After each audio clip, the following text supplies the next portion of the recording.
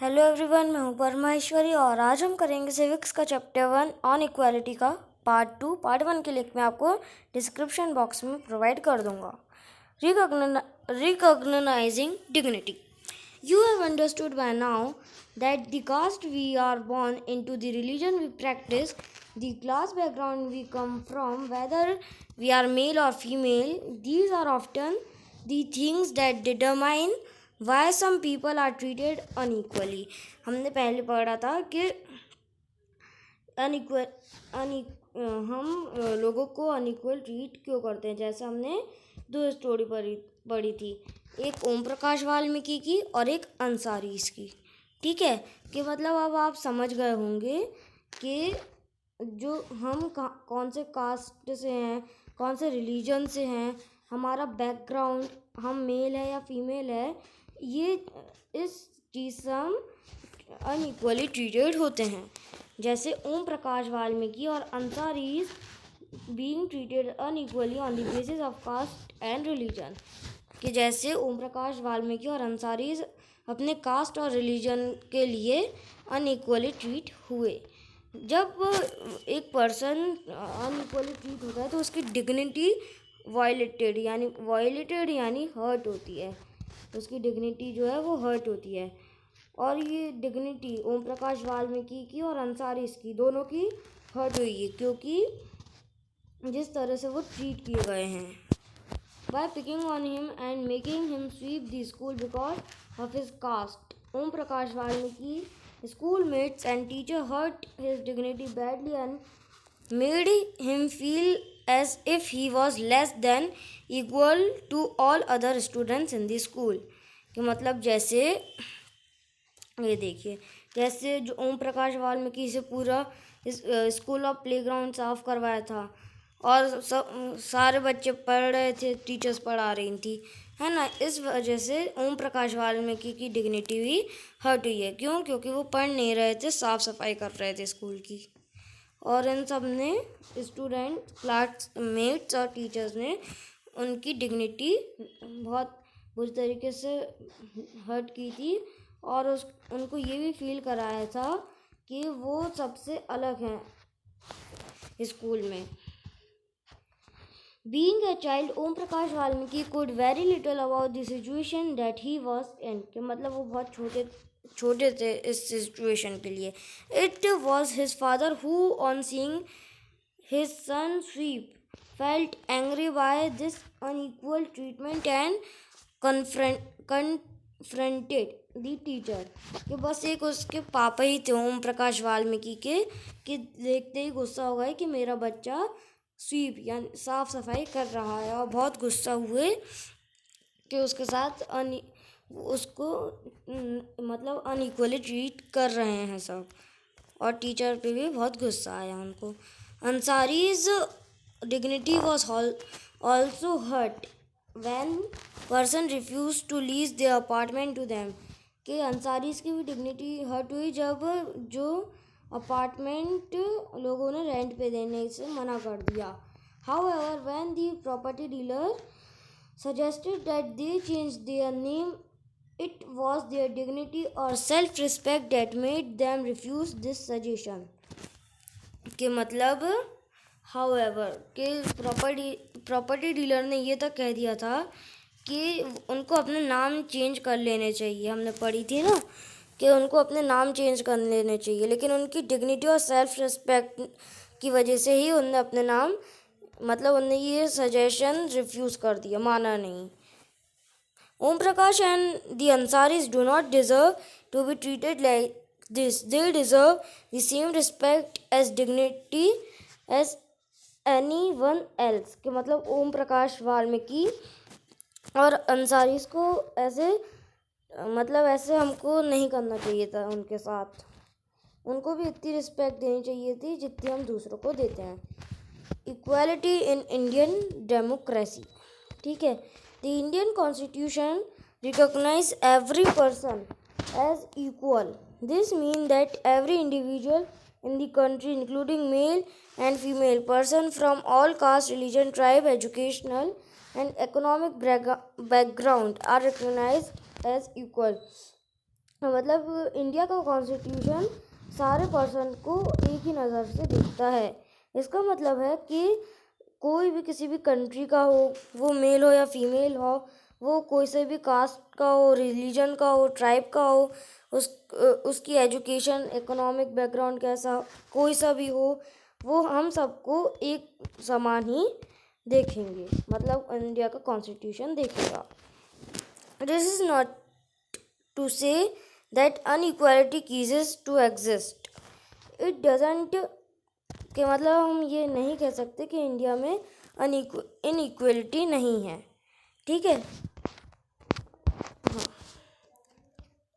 No law existed to protect people from discrimination and ill treatment. Now there are several that work to see that people are treated with dignity as equal। कि मतलब पहले कोई सा भी law नहीं था कि वो जिनके साथ बुरा हो रहा है उनको प्रोटेक्ट करने के लिए पहले कोई सा भी लॉ नहीं था, लेकिन अब बहुत सारे लॉ आ गए हैं। This recognition of equality includes some of the following provision in the constitution। कि कॉन्स्टिट्यूशन ने कुछ प्रोविजंस बनाए हैं, रूल बनाए हैं। पहला है कि सारे person, every person is equal before the law. इसका मतलब क्या है? इसका मतलब है कि कोई भी व्यक्ति, प्रेसिडेंट से लेके कंट्री के कांता, जो एक डोमेस्टिक वर्कर है, सब एक ही, मतलब सबको एक ही नज़र से देखा जाएगा। ऐसा नहीं है कि प्रेसिडेंट बहुत अमीर है तो वो बहुत बड़ा है और कांता गरीब है तो वो बहुत छोटी है। ठीक है। सेकंड है कि किसी को भी हम उसके रिलीजन, रेस, कास्ट, कहाँ पे वो जन्मा है, प्लेस ऑफ बर्थ, और वो मेल है फीमेल है, उससे हम उसको, मतलब उसकी सेकंड, नो पर्सन कैन, मतलब हम उसको ऐसे ट्रीट नहीं करेंगे भले वो कोई से भी रिलीजन, कास्ट, रेस का हो। ठीक है। थर्ड क्या है? Every person has access to all public place including playground, hotel, shops and markets. All person can use publicity available well road and bathing ghats. के मतलब सब लोग, कोई से भी लोग, अमीर गरीब, सब लोग, जो पब्लिक प्लेसेस होती है, जैसे प्लेग्राउंड होता है, होटल होती है, शॉप होते हैं, मार्केट होता है ना, वो यूज़ कर सकते हैं। कोई उनको रोक नहीं सकता वहाँ जाने से। वो वेल्स यूज़ कर सकते हैं, हैंडपम्प, रोड यूज़ कर सकते हैं, बाथिंग घाट्स यूज़ कर सकते हैं। और फोर्थ है अनटचेबिलिटी हैज़ बीन एबॉलिश्ड, कि कोई भी छुआछूत की भावना नहीं रखेगा। The two ways in which the government has tried to implement the equality that is granted in the constitution is first through law and second through government program or scheme to help disadvantaged communities। के मतलब है कि government ने, मतलब दो तरीके निकाले government ने, है ना। गवर्नमेंट ने प्रोग्राम्स और स्कीम्स चलाई है पीपल्स की हेल्प के लिए, और बहुत सारे लॉ बनाए हैं इंडिया में सारे पर्सन को प्रोटेक्ट करने के लिए, और उसके साथ अच्छा व्यवहार हो और उसको इक्वली ट्रीट करे। इसलिए in addition of laws the government has also set up several schemes to improve the lives of communities and individuals who been treated unequally for several centuries। और गवर्नमेंट ने बहुत सारी स्कीम्स भी निकाली हैं improve करने के लिए कम्युनिटीज़ को, और individually who have been treated unequally, के जिसको भी लोग अनइक्वली ट्रीट करते हैं several centuries से। These schemes are ensure greater opportunity for people who have not had this in the past। कि मतलब गवर्नमेंट ने स्कीम्स निकाली है इंश्योर करने के लिए और अपॉर्चुनिटी देने के लिए पीपल को। One of the step taken by government include the mid day meal scheme, और एक और स्टेप लिया गवर्नमेंट ने मिड डे मील स्कीम, ठीक है। This refer to the programme introduce in all the government elementary school to provide children with cooked lunch. और ये programme में जो चिल्ड्रन है, देखिए जो स्कूल में चिल्ड्रन आते हैं उनको पका हुआ खाना मिलेगा स्कूल से ही, ठीक है, कुक्ड लंच।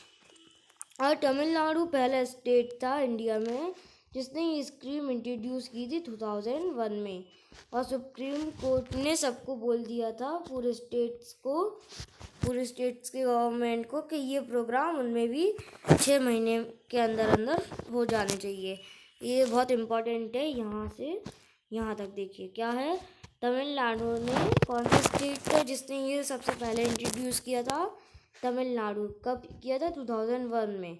और फिर सुप्रीम कोर्ट ने सारे स्टेट गवर्नमेंट्स को भी बोल दिया था कि 6 महीने में ये सारे स्टेट्स में हो जाना चाहिए। This programme has had many positive effect. इस प्रोग्राम में बहुत सारे पॉजिटिव इफेक्ट्स हैं। These include the fact that more poor children have begun enrolling and regularly attending school। और इसकी वजह से जो पुअर चिल्ड्रन होता है, गरीब चिल्ड्रन होते हैं, वो अच्छे से रेगुलर अटेंड करते हैं स्कूल को, मतलब ऐसे बंक नहीं करते, छुट्टी नहीं लेते। टीचर ने बताया कि पहले जब बच्चे घर जाते थे लंच के लिए, फिर स्कूल में वापस आते ही नहीं थे, लेकिन ये मिड डे मील की वजह से अब उनको स्कूल में लंच मिल जाता है, तो उनकी अटेंडेंस भी इम्प्रूव होती है। कि पहले क्या होता था कि बच्चे घर जाते थे और फिर वापस आते ही नहीं थे। Their mother who earlier had to interrupt their work to feed their children at home during the day now no longer need to do so. कि मतलब उनकी जो गरीब चिल्ड्रन की मम्मी है वो बाहर जाती थी काम करने, तो उनको भी उनके काम में डिस्टर्ब होता था, उनको वापस घर आके पहले उनको बच्चों को खाना खिलाना रहता था बना के, लेकिन अब ऐसा नहीं करना पड़ता। This programme has also helped reduce caste prejudice because children of all caste in the school eat this meal together and in quite a few place. कि मतलब इस प्रोग्राम की वजह से जो कास्ट में ऐसा होता है ना कि तो इस कास्ट का ऐसे, तो वो कम हो गया था क्योंकि सारे कास्ट के बच्चे एक साथ बैठ के खाते थे खाना, ठीक है। Dalit women have been employed to cook the meal, कि उनको अब खाना नहीं बनाना पड़ता। The mid day meal programme also help reduce the hunger of poor students who often come to school cannot concentrate because their stomach are empty। और ये mid day meal programme की वजह से पहले उनको बहुत भूख लगती थी, वो कंसंट्रेट नहीं कर पाते थे क्योंकि उनका पेट खाली रहता था, स्टोमक खाली रहता था, तो उनको भूख लगती थी, तो वो कंसंट्रेट नहीं कर पाते थे। लेकिन अब मिड डे मील की वजह से अच्छे से कंसंट्रेट भी कर पाते हैं। While government programme play an important role in increasing equality of opportunity, there is much that still need to be done। कि मतलब जब ये प्रोग्राम्स बहुत इम्पोर्टेंट रोल निभाते हैं इक्वालिटी की अपॉर्चुनिटी, मतलब कि जो गवर्नमेंट के प्रोग्राम होते हैं वो बहुत इम्पोर्टेंट रोल निभाते हैं इक्वालिटी ऑफ अपॉर्चुनिटी इंक्रीज़ करने में। लेकिन अभी बहुत कुछ है जो होना चाहिए। While the midday meal program has helped increase the enrollment and attendance of poor children in school, कि मतलब जो मिड डे मील प्रोग्राम है उसने पुअर चिल्ड्रन की अटेंडेंस बढ़ाई है। जैसे there are continues to be big difference in our country between school that the rich attend and those that the poor attend. कि मतलब अभी जो स्कूल्स है जो पुअर जो रिच चिल्ड्रन अटेंड करते हैं और जो पुअर चिल्ड्रन जाते हैं जिस स्कूल में, ठीक है। Even today there are several school in the country in which Dalit children like Om Prakash Valmiki are discriminated against and treated unequally. कि अभी भी बहुत सारे स्कूल हैं जिसमें दलित चिल्ड्रन पढ़ते हैं कंट्री में, मतलब कंट्री में बहुत सारे स्कूल हैं जिसमें दलित चिल्ड्रन पढ़ते हैं और ओम प्रकाश वाल्मीकि जैसे उनको भी अनइक्वली ट्रीटेड किया जाता है। These children are forced into unequal situation in which their dignity is not respect. कि उनको फोर्स किया जाता है और उनकी डिग्निटी वायलेटेड होती है, उनकी डिग्निटी हर्ट होती है। This is because people refuse to think of them as equal though the law requires. कि ये इसलिए होता है क्योंकि जो पीपल होते हैं वो खुद को इक्वल समझते हैं, दूसरों को नहीं समझते। One of the main reason for this is that attitude change very slowly. एक रीज़न इसलिए है क्योंकि जो एटीट्यूड होता है पीपल का वो बहुत वेरी स्लोली चेंज होता है, बहुत धीरे चेंज होता है। Even though person are aware that discrimination is against the law, they continue to treat people unequally on the basis of their caste, religion, disability, economic status and because they are women. जब लोगों को पता है कि discrimination against है law के, फिर भी वो पीपल को अनइक्वल ट्रीटेड करते हैं उनके on their basis of caste, religion, disability, economic status, और क्योंकि वह वुमेन हैं, लड़की हैं या महिला हैं। It is only when people begin to believe that no one is inferior and that every person deserves to be treated with dignity that person attitude can change। कि मतलब जब सारे पर्सन कि मतलब ये चेंज तभी हो सकता है जब सारे पर्सन को बिलीव हो कि कोई भी इन्फीरियर, लोअर कास्ट मतलब नीचा नहीं है, सब कोई भी नीचा नहीं है और उनको भी वो भी डिज़र्व करते हैं treat with dignity. Establishing equality in a democratic society is a continuous struggle and one in which individuals as well as various communities in India contribute to, and you will read more about in this book। तो मतलब हम इसके बारे में और भी book में पढ़ेंगे। और जो क्या कहते हैं सोसाइटी की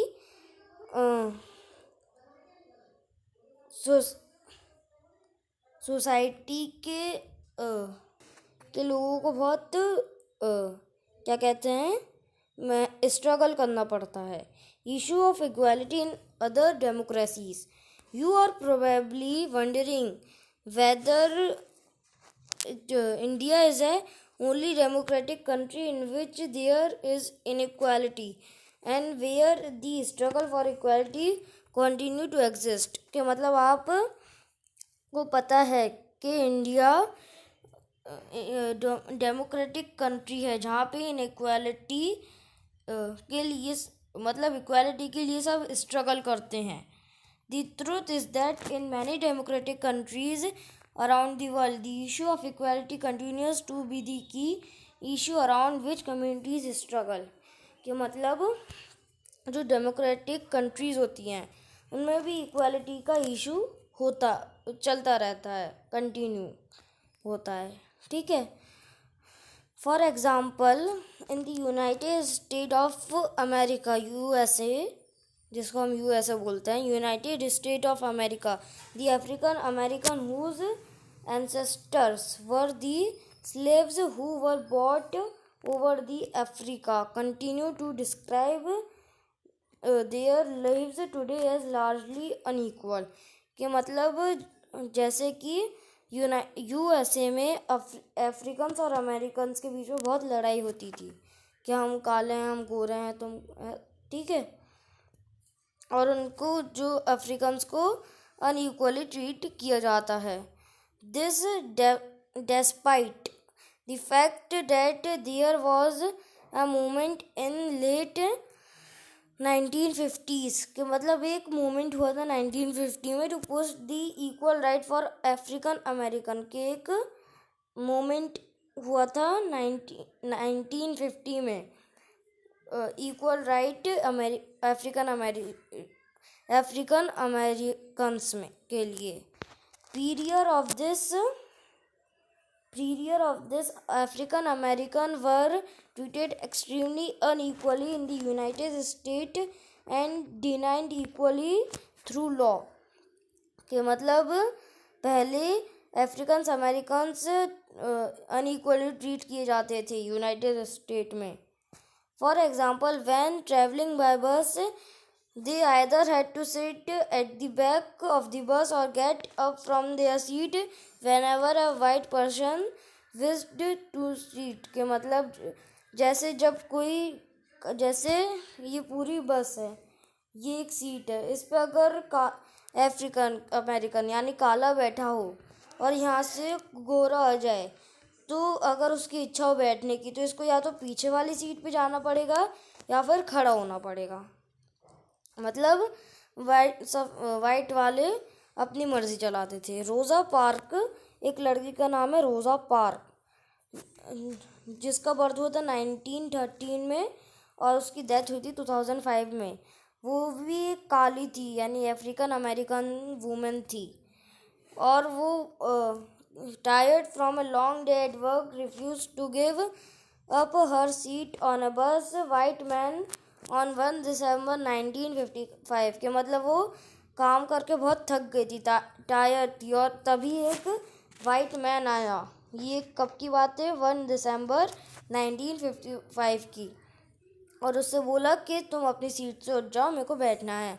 हर refusal that day started a huge agitation against the unequal way in which African American were कि मतलब तभी से कि उसने उसकी बात नहीं सुनी और उठी नहीं, तभी से ये अफ्रीकन अमेरिकन का फिर वो वापस से इक्वल ट्रीट होने लगे. ठीक है, और इस मूवमेंट को नाम दिया है civil right movement. The civil right act of 1964 prohibited discrimination on the basis of race, religion और नेशनल ओरिजिन की जो सिविल राइट एक्ट है जो कि 1964 में हुआ था, जो बेस के आधार पे, रिलीजन के आधार पे, नेशनल ओरिजिन के आधार पे होता था. It also started that all school would be open to African American children and that they would no longer have to attend separate school specially set up for them. कि मतलब पहले ऐसा भी होता था कि स्कूल भी अलग अलग होते थे, लेकिन वो रोज़ा पार्क की वजह से अब स्कूल भी फिर सेम हो गए थे.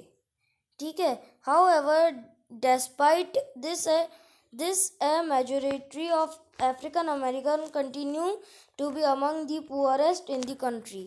कि जो अफ्रीकन अमेरिकन थे वो पुअरेस्ट थे कंट्री में, सबसे गरीब थे. Most African American children can only afford to attend government school that have fewer facilities and poorly qualified teachers as compared to white students who either go to private school or live in area where the government school are highly rated as a private school. के मतलब पहले जब ये act नहीं हुआ था civil right act, तो जो ब्लैक चाइल्ड थे वो गवर्नमेंट स्कूल में जाते थे जहाँ पे बहुत बुरी फैसिलिटीज़ होती है और बहुत मतलब वो टीचर जहाँ पे अच्छे से नहीं पढ़ाती. और जो वाइट स्टूडेंट्स वो या तो प्राइवेट स्कूल में जाते थे या गवर्नमेंट स्कूल में, जहाँ पे प्राइवेट स्कूल से भी ज़्यादा मतलब अच्छे पढ़ाते थे. लेकिन वहीं पे जो ब्लैक स्टूडेंट थे वो ऐसे गवर्नमेंट स्कूल में जाते थे जहाँ पे फैसिलिटी भी अच्छी नहीं है, टीचर्स भी अच्छे नहीं हैं. ठीक है, तो हमारा चैप्टर ख़त्म हो गया और आपको पता ही होगा हम चैप्टर के लास्ट में क्वेश्चंस देते हैं. ठीक है, तो आज का क्वेश्चन है हमने फर्स्ट पार्ट में पढ़ा था, उसी का मैं क्वेश्चन दूंगा। Why do you think Om Prakash Valmiki has been treated unequally by a teacher and his classmates? Imagine yourself Om Prakash Valmiki and write 4 lines about you would feel if you were in the same situation as him. कि ये आज का question है, इसका answer मैं आपको next video में दूंगा। तो कैसी लगी वीडियो? अच्छी लगी तो लाइक कीजिए, चैनल को सब्सक्राइब कीजिए, अपने फ्रेंड्स के साथ भी शेयर कीजिए। Bye bye.